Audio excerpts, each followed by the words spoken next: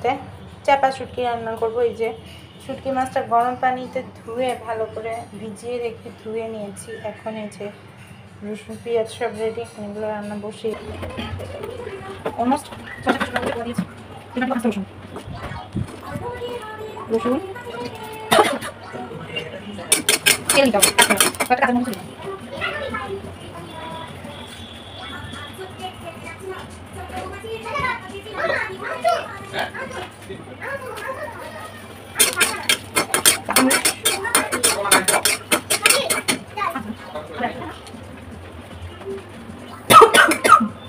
ঠান্ডা লেগেছে মানে একদিন গরম একদিন ঠান্ডা পরে তো ওয়েদার চেঞ্জ হচ্ছে, আমি ডিরেক্ট মিক্সার গ্রাইন্ডারেই দিয়ে দিচ্ছি যাতে তাড়াতাড়ি হয়ে যায়। একটু ঠান্ডা হতে বেশি না অল্প।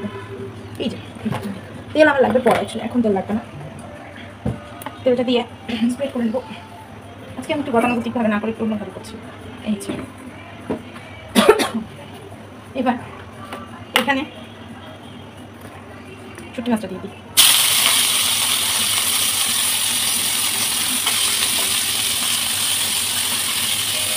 মাছটা খুব ভালোভাবে ধুয়ে পরিষ্কার করে নিয়েছি, এতে কিছু অনেক ময়লা থাকে, পরিষ্কার করে না নিলে খেতে ভালো লাগবে। কিছু একদিন চালে ধুয়ে নেবো, একটু গরম জলে ধোয়া, বেশি জোরে ইয়ে করতে গেলে মাছগুলো তো নরম হয়েই গেছে অলরেডি, তো বেশি জোরে নাড়া না ভালো, একটু লেগে লেগে যাবে। হয়ে গেছে, হালকা একটু ধীরে নিলাম, ছেড়ে ছেড়ে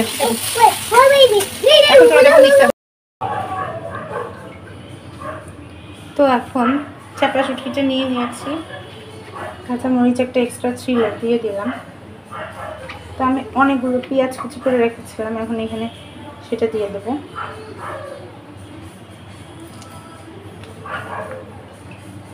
এখন কিছু পেঁয়াজ কুচি ইউজ করবো, প্লাস পরে তো আবার ইউজ করবোই। তো এই যে পেঁয়াজ কুচি দিয়ে দিয়েছি, রসুন টেলে নিয়েছি, শুকনো মরিচ টেলে নিয়েছি, এটা তো দিয়েছি আগে। এখন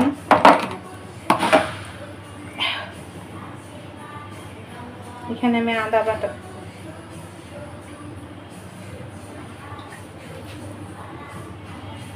শুটকিতে রসুনটাই বেশি মানে হাইপ করে, আদা বাটাটা তো লাগে না, আদা বাটা দিয়ে দিচ্ছি।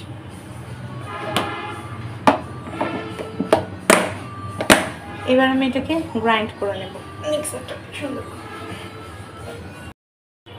তাহলে এটা ব্লেন্ড করা হয়ে গেছে, খুব সুন্দর মিহি পেস্ট হয়েছে। এখন আমি আবার চুলায় চলে যাব, ভর্তা বানা যেহেতু চুলায় চলে যাব। তেল দিয়ে দেবো, শুটকি তো অনেক তেল লাগে, বেশি করে তেল দিয়ে দিলাম, যদি প্রয়োজন পড়ে তারা আবার দিবে, সমস্যা নেই। তেলটাকে একটু স্প্রেড করে নিই।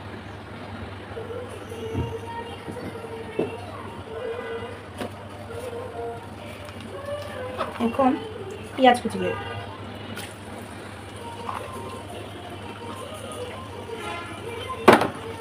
সময় নিয়ে রান্না করতে হবে।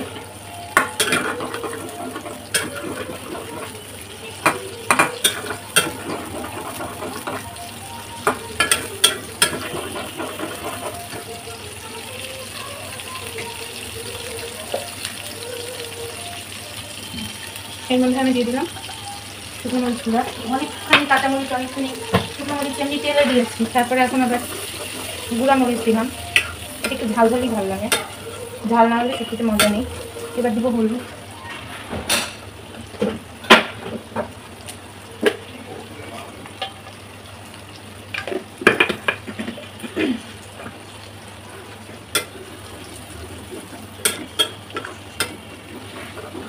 চুলার হিটটা মোটামুটি লোতে আছে বা মিডিয়াম লোতে, কারণ বেশি মানে হাই হিট দিলে হবে কি মানে পুড়ে যাবে।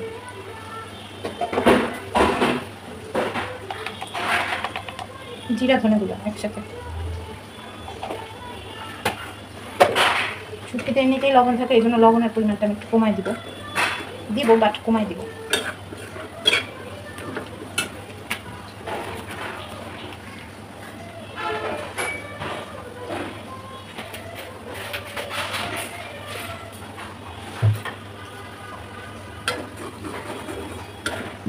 চুলার হিটটা মিডিয়াম লোতে রেখেছি, শুটকি মিক্সচারটা দিব। পেঁয়াজটা আর একটু ভাজা হতে থাক। এই যে শুটকির মিক্সচারটা দিয়ে দেবো।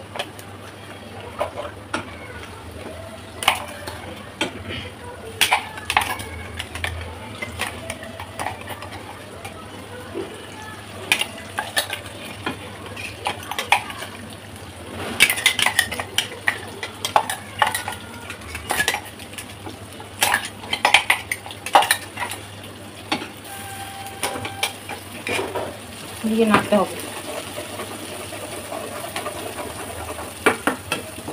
নেড়ে নেড়ে মিশাতে হবে আর দিতে হবে। আর একটু আছে আমার মিক্সচার গ্রাইন্ডারের মধ্যে এখনো, একটু হাত দিয়ে দিতে হবে, চামচ দিয়ে উঠছে না।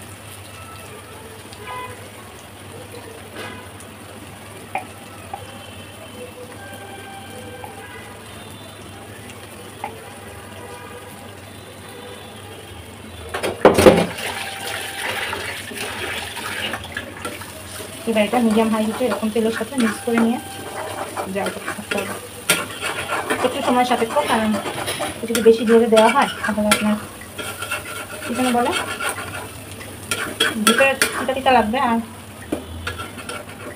পুড়ে যাবে। উঠতে দেওয়া যাবে, একটু লো হিটে করতে হবে সময় নিয়ে।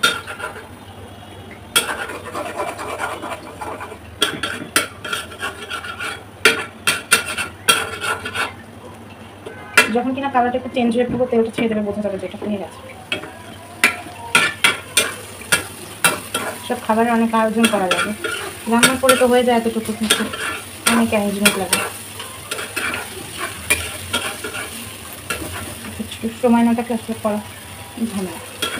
তবুও স্বাদ তো মুখের স্বাদ লেগে থাকে এই ধরনের রেসিপিগুলো। ভিডিওটি যদি ভালো লাগে, আমার প্রসেসটা যদি ভালো লাগে, অবশ্যই ভিডিওটি একটা লাইক করবেন, কমেন্ট করবেন কেমন হলো, আর এই প্রসেসে আপনারাও করেন কিনা জানাবেন। আর ভিডিও ভালো লাগলে অবশ্যই চ্যানেলটা সাবস্ক্রাইব করে ফ্রেন্ড অ্যান্ড ফ্যামিলির সাথে ভিডিওটি শেয়ার করে আমার কাছেই থাকবেন। আপনাদের সহযোগিতা একান্ত কাম্য। আমি রিসেন্টলি অনেক সাবস্ক্রাইবার রিচ করেছি ইউটিউবে, থ্যাংকস টু ইউ। আপনাদের সকলকে ধন্যবাদ আমার ভিডিওটা এত ভালোবাসা দেওয়ার জন্য। আরও সুন্দর সুন্দর ভিডিও নিয়ে আসতে চাই, আপনাদের এই ভালোবাসাগুলো আমাকে অনুপ্রেরণা দেয় প্রতিনিয়ত আর সুন্দর সুন্দর ভিডিও তৈরি করার জন্য। ফ্রাই হয়ে আসছে, খুব বেশি ভাজা যাবে না, খুব বেশি হাই হিটে যদি করেন পোড়া লেগে যাবে, দুটো পিঠা তখন স্বাদটা নষ্ট হয়ে যাবে। আমি এখন হিটটা কমাই দিচ্ছি, তেলটা শুকিয়ে তেলটা উঠে আনলে আমার এটা হয়ে যাবে।